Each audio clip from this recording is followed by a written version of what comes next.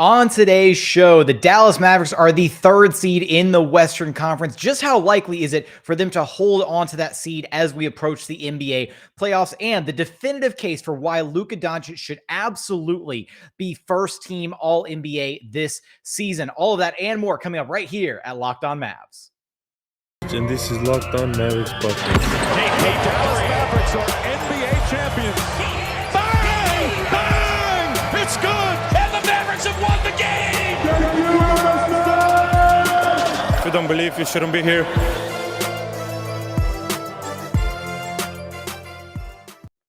What's up, and welcome to another episode of Locked On Mavericks, your daily podcast home for everything Dallas Mavericks basketball. As always, I'm your host, Jackson Gatlin, native Dallas-Fort Worthian, and host of Locked On NBA Mondays. Be sure to follow along on Twitter at LucaLover77, and of course, follow the show at Locked On Mavs. Man, we have a jam-packed show for you today because we have to get into the definitive case for why Luka Doncic is a first-team All-NBA selection this year in the NBA. I mean, when you look at Luka, he is averaging almost a triple-double, 28.1 points per game, 9.2 rebounds per contest, 8.6 assists, only 4.4 turnovers. For a guy who handles the basketball as much as he does, that is so impressive. And then you look at where the Mavericks are at as far as the seeding, right? They are the third seed in the Western Conference now.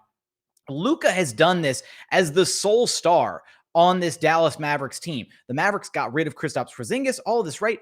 And so the fact that Luka isn't even being considered, he's been like brushed away to the second team All-NBA selection because of Ja Morant and Steph Curry. That just doesn't make sense. It's honestly, it's pretty ridiculous when you think about it. But you know what else is ridiculous? April Fools! April Fools! We don't talk about the Mavericks here. On today's show, we will not be talking about Luka Doncic or the Dallas Mavericks. Instead, we're going to talk about Josh Christopher and how impressive he has been this season for the Houston Rockets. A comparison about his game that I've wanted to make for a while now, and the timeline for this rebuild for the Houston Rockets. We're going to get into all of that and more coming up right here at Locked On Rockets.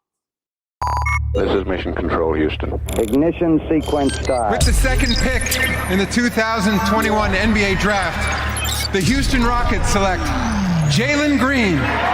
T-minus 15 seconds. Guidance is internal. I'm going to keep working. I'm going to keep getting better every day. I'm going to keep perfecting my craft. And every time I step on that floor, I'm coming. 6, 5, 4, 3, 2, 1.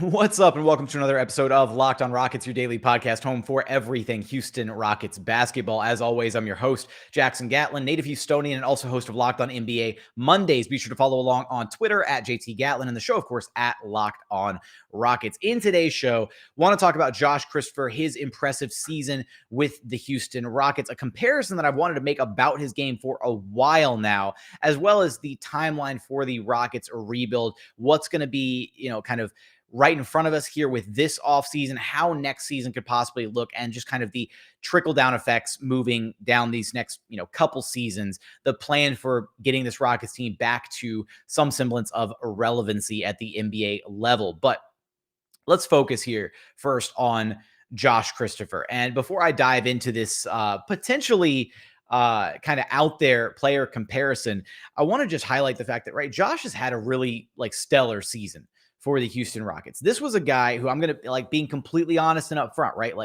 Dating all the way back to last offseason. I wasn't blown away by the pick of Josh Christopher at 24, right? I was thinking, well, they're taking Jalen Green number 2. They've already got Kevin Porter Jr. There were still questions about how you factor in all of that with John Wall at the helm, right, for this Rockets team. And I wasn't blown away by the idea of bringing in yet another guard into the fold. But at the moment, when the Rockets made the pick, I thought, okay, well, that's Jalen Green's boy. Cool. He's got connections with KJ Martin. Maybe it's a culture pick, right? And first off, I do think it's absolutely a culture pick because Josh is one of the coolest guys in that Rockets locker room, and everybody, loves him.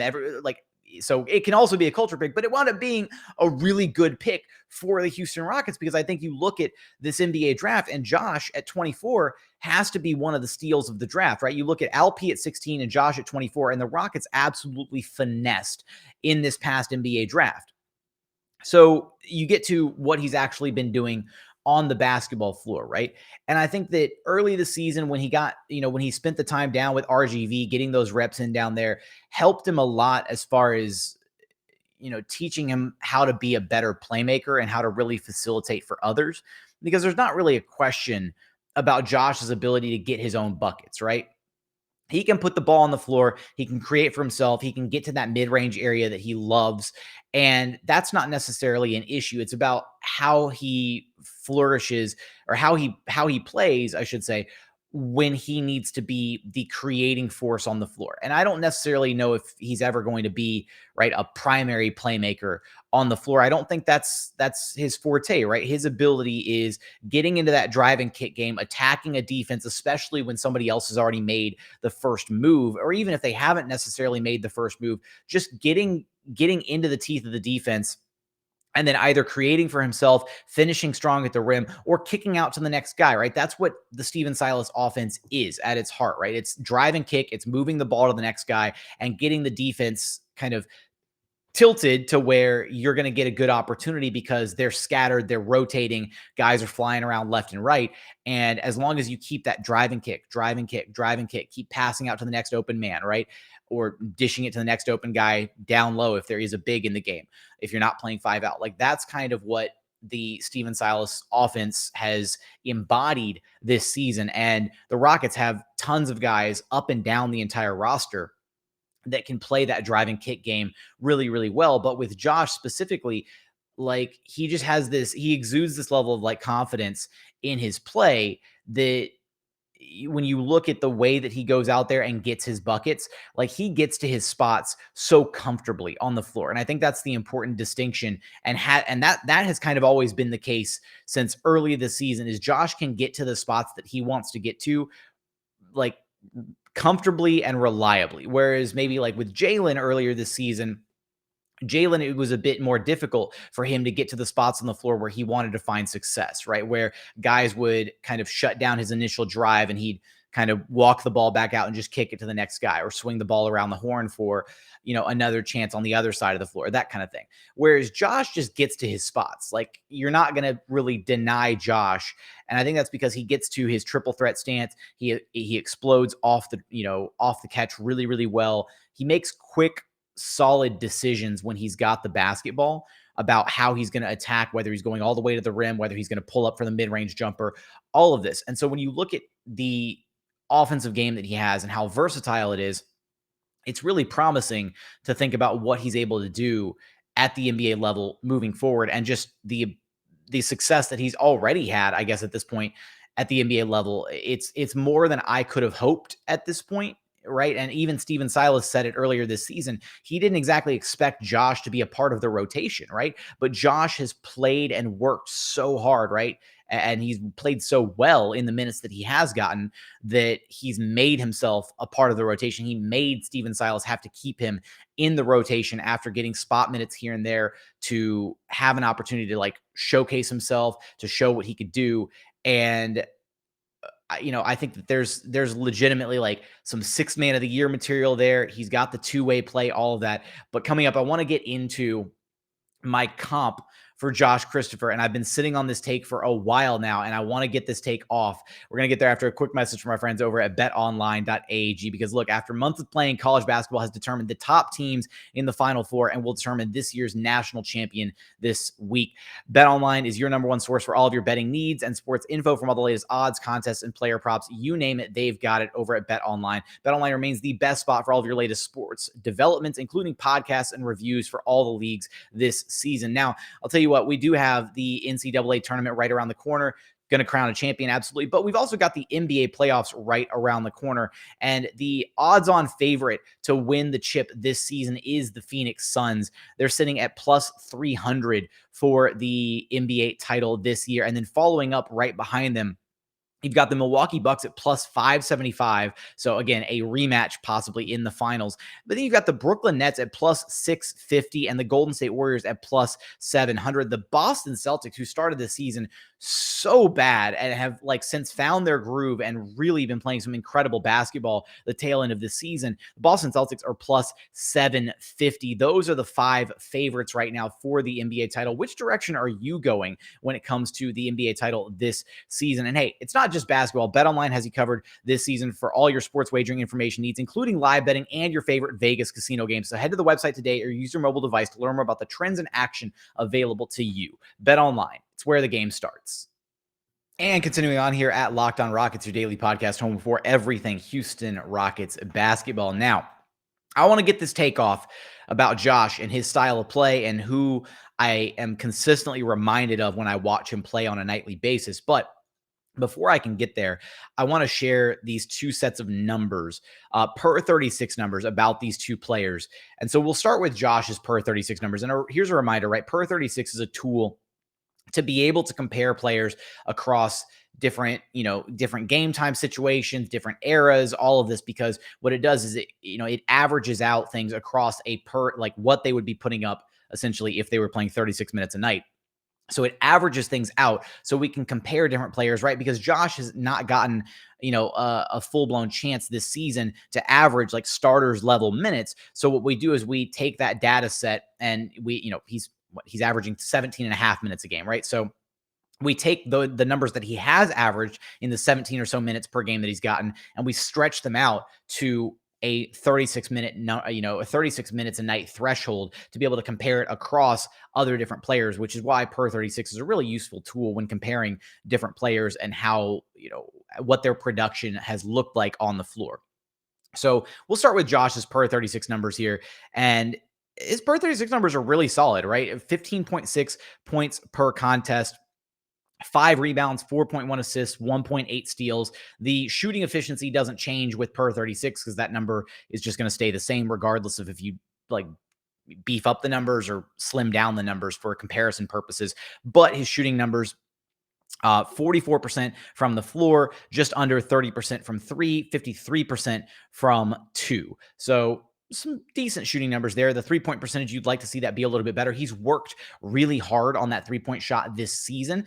It's gotten to a point where I feel much more confident when Josh takes a 3-pointer now at this point in the season, but the numbers still haven't translated on a consistent basis, unfortunately, but you can tell that he looks more comfortable with that 3-point shot and he's more willing to pull up from 3 at this point in the season. Not that he was shying away from it earlier this season, but maybe it's just as far as the flow of the offense or whatever, if he's got a wide open 3-point shot, Josh is taking that shot. And I feel comfortable with him taking that shot. Even if you look at the season as a whole and the percentages don't necessarily bode well, I understand that he's put in a lot of work on that shot and it looks good, right? And that that's the thing, is there's nothing wonky about his 3-point shot, whatever. I feel pretty confident when he pulls up from 3 that the shot's going in, especially if he gets it wide open. But don't want to digress here too far. Want to get to the other set of numbers here on the per 36 spectrum from the other rookie season, the other player that I want to compare Josh to and whose play style he reminds me of. But when you look at this other nameless player's numbers for now, 16.8 points per game, 4.2 rebounds, 4.7 assists, 1.5 steals. And then you go to the efficiency and it's 47% from the floor, 30% from 3, 48% from 2, 75% from the free throw line. I forgot to include Josh's free throw numbers, but Josh is shooting about 78% from the free throw line. So the numbers are kind of even, or very, very, not necessarily not even, but very close across the board between these 2 players. And so now I guess we drum roll, right, as I get ready to unveil my super spicy hot take here, but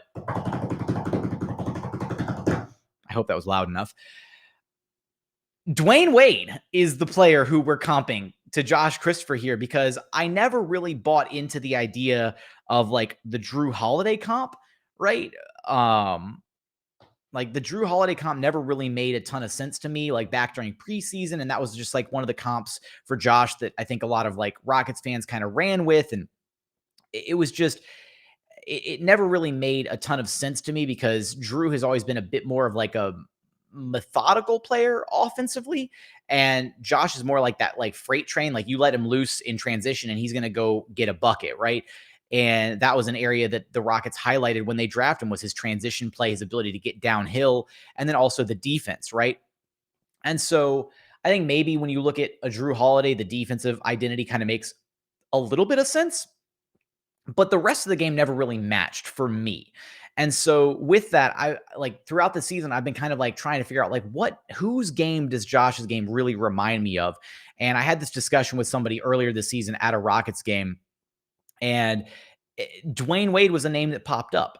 And it makes a lot of sense when you look at just the way that those two guys play, their two-way oriented style, the fact that you can put the ball in their hands and they can create for their teammates to a pretty effective level, but not necessarily like true like playmakers in any sense of the, in any sense of the word. And then just their size, the way that they're built, right? Josh is, 20 years old and he's 215 already at 6'5". Dwyane Wade, for his career hovered around 220 at 6'4", kind of bigger guards who could really hold their own, muscling their way in when they drive, really explosive athleticism, like all of this. And I come away thinking that comp makes a ton of sense. And so when you think about what Josh's career arc could look like, at just 20 years old, for him to be putting up the numbers and the stats that he's putting up, to have the success that he's putting up right now, you've got to consider that when D Wade came into the league, he was 22 already. He spent some time, getting acclimated and getting comfortable at the collegiate level before coming into the NBA. So he had a bit more of a refined or a bit more of a polished game, whereas Josh came in just after the 1 year with Arizona, right? So to consider the fact that he's got kind of those glimpses, you see some of those flashes of the two-way play at Josh's level, and that he's only 20 years old, I think the Rockets fans are going to absolutely walk away being astounded at like what he's going to be able to do in another year or two when you consider, just across the board, right? Like Jalen, Alpi, Josh, like they're all incredibly young. Usman is incredibly young. KJ is still super young. Like, I think that's something that gets forgotten. Even throw KPJ into the mix, right? KPJ is incredibly young, right? Just 21 years old. There's so many young guys on this Rockets team, and the fact that they're already showing flashes and some insane talent right now bodes really well for the future. And I think that there's, a point where Rockets fans need to kind of temper their expectations a little bit, because you have to remember just how young some of these guys are, right? Yes, they've shown incredible flashes and had some brilliant moments out on the floor, and it's really exciting to think about. But I think that when you walk away and try to think, you know what?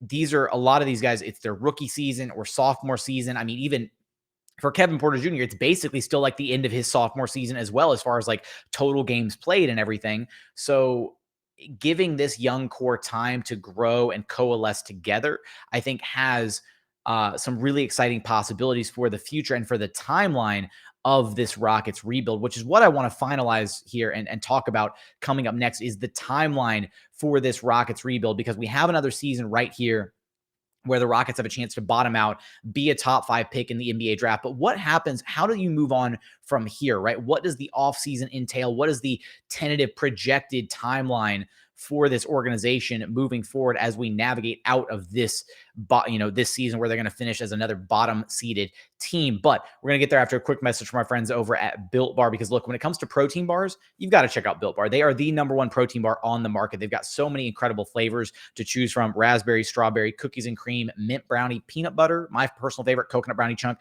Can't go wrong with a single bar on their menu. Every bar is low cal, low sugar, high protein, high fiber. Amazing if you're on a keto diet. Amazing if you're trying to cut back a little bit, lose a little bit of weight. And you can check them out. Just go to built.com and use promo code LOCK15 for 15% off your very next order of the best tasting protein bars on the market. Again, that's promo code LOCK15 for 15% off at built.com. And final segment here at Locked On Rockets, your daily podcast home for everything Houston Rockets basketball. Now, before we get into just kind of the, quick projection of this Rockets timeline as we're navigating these next, this next offseason, this next season, just kind of like setting the, expectation, right? Because that's been kind of a topic as we're approaching this offseason. Like, what do these next few weeks, months entail for this Rockets team? But then what is the projection, even past that, right? Like, what is the goal for next season? What is the timeline? What are the variables to consider?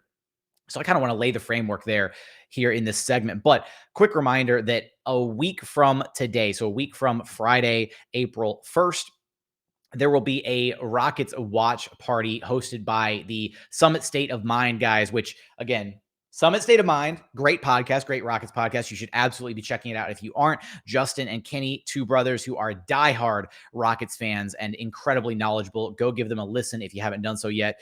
We're going to be hosting a Rockets watch party for good friend of the podcast, Paolo Alves, who will be coming in from overseas to come to Houston for the first time ever to come see his very first Rockets game ever. He'll be in town all weekend next week. And Friday night, we're going to be hosting a watch party at Urban South Brewery for Rockets Raptors. So definitely come through, come hang out. There's going to be giveaways.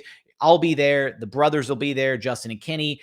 Will Bias Houston will be there. Hollywood Don Knock will be there. It's going to be a really, really fun event. You don't want to miss out on it. Paolo will be there as well. So just come through, swing through. It's going to be a really awesome watch party. You got to come check it out. Have a blast. Second to last game of the season. It's going to be a ton of fun. So with that, had to plug that really quickly, but I do want to mention, or I do want to get into the kind of tentative timeline here for the Rockets, right? Because this is an area that is really important when you're a rebuilding organization. And this isn't going to be like a super in-depth, thorough, like, we're not mapping out the entire future for the Houston Rockets here. It's just a brief like synopsis, I think, of what the objectives are. And when you look at where this Rockets team is this season, it's maybe tough to be optimistic, I should say, about the hopes for, jumping into maybe the play-in discussion next season, right? And because if you're going to finish as a bottom-seeded team, where's the hope for that gradual buildup? But I think when you look at where this Rockets team is at and the amount of talent that they have on this team, and the fact that they're adding another, or hopefully adding another one of these top 4 prospects this season, whether you're in the Jabari jungle with me, whether you're on the Banchero bus, whether you're one of the Chia Chets, I don't even know what the Chet Holmgren Hive name is, or if you're an Ivy Leaguer, doesn't matter. As long as the Rockets can add one of those top 4 prospects to this already exciting young core, and then come back after an offseason of development and growth, I think this team should absolutely be vying for a play-in spot next season. Because remember, this team wants to start winning sooner rather than later because of the picks owed to Oklahoma City down the line, right? This Rockets team doesn't own its own draft capital a little bit further down the line. So this was the perfect season to bottom out again, have a chance at a top prospect. And then next year, you want to hopefully start seeing some of that growth out of this Rockets team. I have my hopes cautiously, placed on this Rockets team pushing for a play-in spot next season. And then what becomes really interesting is the timeline on John Wall, a name that we haven't spoken about in a minute here. But what happens with John Wall, right? Suddenly, the Rockets have kind of weathered the storm with John Wall this season in the sense of they had him sit out, they focused on development, they did all that. They had the little like kerfuffle earlier this season where John was like, I want to play, free me, like all of that. And that was nothing but like, agent PR, right? So moving past all of this season, now you get into next year where John Wall is going to be an expiring contract, assuming he opts into his deal. I think that's a foregone conclusion. There's no way that John Wall doesn't pick up that juicy, like $48 million player option. It's happening. Like that's just pencil it in. So he's going to pick up his player option. What happens after that, right? Do the Rockets look at a buyout possibility? Do they look at trading him as an expiring deal? Do they look at dealing him to a contender who maybe, needs a facelift and is willing to take, bite the bullet on that sizable John Wall contract if it means that they can get off of some other deals and basically get a John Wall rental for one season and pick up his bird rights and maybe, renegotiate a deal the following summer, like all of that. So there's a lot of options here, and the Rockets kind of got through this season, which was supposed to be a developmental year anyways for all the young guys, kind of the first official season of the rebuild. And now you go into this next season where there's a lot of possibility, right? Where maybe you start entertaining the idea of the next like disgruntled star who wants out of a bad situation. Then maybe you start eyeing that as the Houston Rockets and you think, okay, we've got a young, exciting, talented core. Like, what piece do we add to this core to then take us to the next level, right? And that's what that John Wall contract can be. And I think that's a big reason why we didn't see the Rockets just, hurriedly decide, oh, we've got to buy him out. We've got to deal him. We've got to just get him away from the team. No, they stood their ground. And now they have essentially this past season, John Wall was almost like a net negative, right? As far as an asset is concerned, the gigantic contract, the following deal, the following year on his deal, all of that. And maybe there was that, opportunity to maybe flip him for like Russell Westbrook or something, which never unfortunately materialized for the Rockets. But now you're rolling into the final year of his deal where you can objectively view his contract as more of a positive, not necessarily a full-blown positive asset, but there are some positives from the final year of this John Wall contract. Again, if you're a team looking to clear some salary cap space, you could absolutely be interested in an expiring John Wall at the trade deadline this next season, or even not at the trade deadline, possibly this offseason, right? As soon as he opts in, you're just like, you know what? Well, let's get some of these guys off of our books. And it depends on what the Rockets think their long-term play is. Because what you don't want to see the Rockets do necessarily is maybe deal John Wall and pick up a bunch of some future firsts or some assets and kind of prolong the rebuild. That's not necessarily, I think, the right move. I think you look at the John Wall contract as an option to have an outgoing $48 million salary to match salary with another team who has a player that no longer wants to be there. Right. And some people have floated the name like Donovan Mitchell around. I don't necessarily think Donovan Mitchell is the play, especially when you look at what the Rockets have as far as their backcourt already. So it really does. It's going to depend on what direction they go in this year's draft. Obviously, whether they go, even if you take one of the three bigs in the draft, I think ultimately you're looking at the player that you want to bring in as far as an impact player is probably going to be a 3-4, right? There's not necessarily, maybe there's a 5 out there that you imagine is going to be a better fit or more impactful that you can make a move for down the line, who's going to be a better starting caliber 5 than Alperen Sengun. But I think if you objectively look at, all right, Kevin Porter Jr. is going to be the point guard next season for sure. Jalen Green's your starting 2 next season for sure.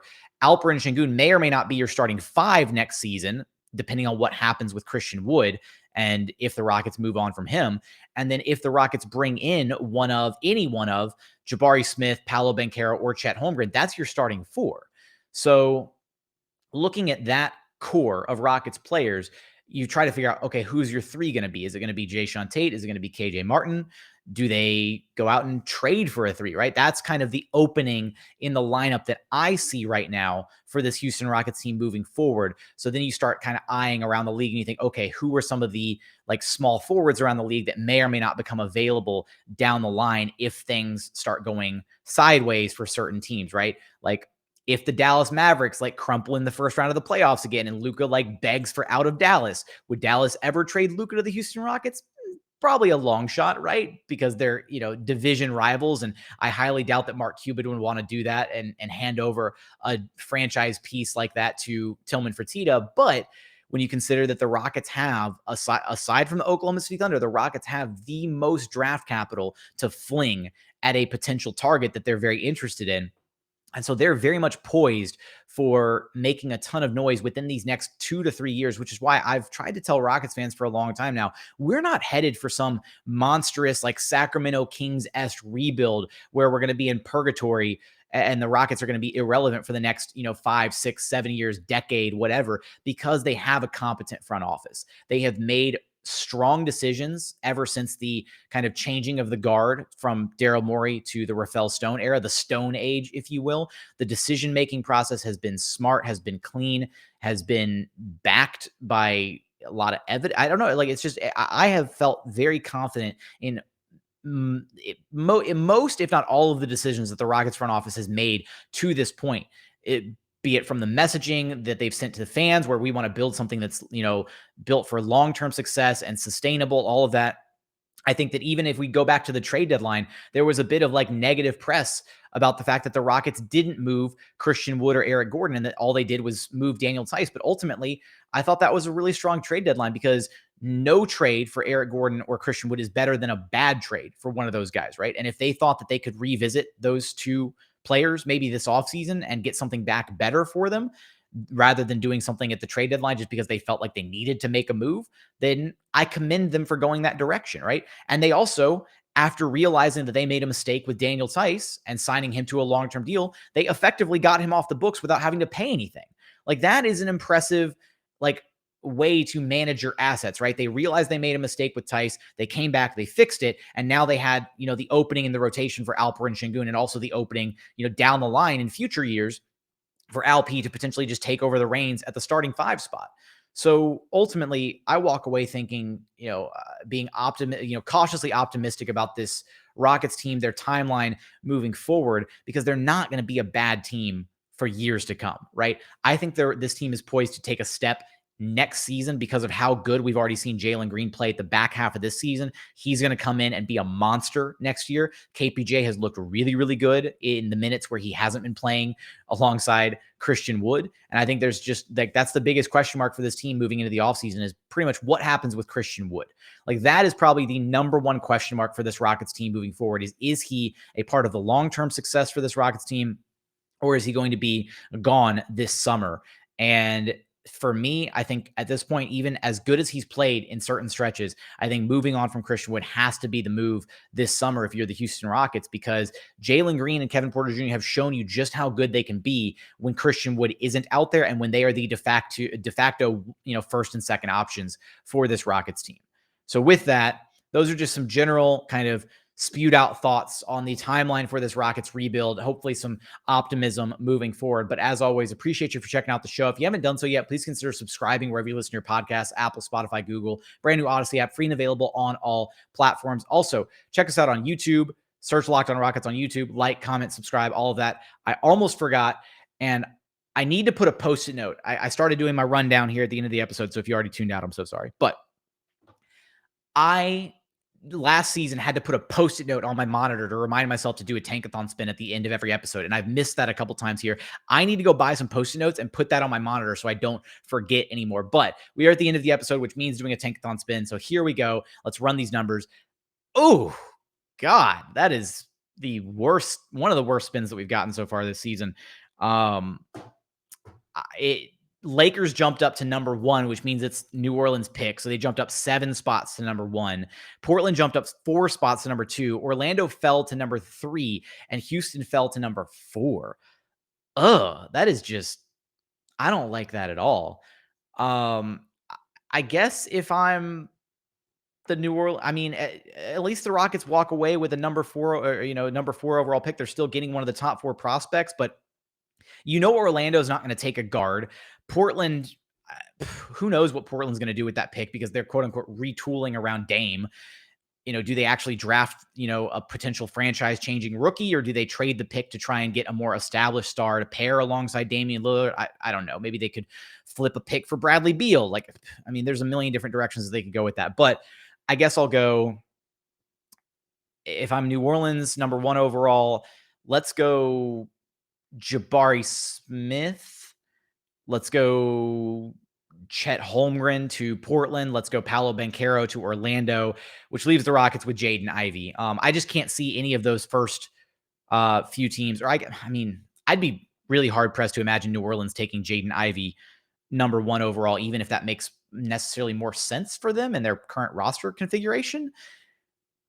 Maybe they would be willing to trade down. I don't know. I'm not going to go through too many hypotheticals with this top 4. It sucks that the Rockets fell down to number 4, though, in this tankathon sim. We haven't had very, very many good ones as of late. But yeah, as always, appreciate you for checking out the show. If you haven't done so yet, subscribe. Check out the YouTube. Like, comment, subscribe. Let me know your thoughts in the YouTube comments. I do read each and every one of those every single day. But as always, thank you so much for watching. Thank you so much for listening. And we look forward to having you back right here at Locked On Rockets, your daily podcast home for everything Houston Rockets basketball.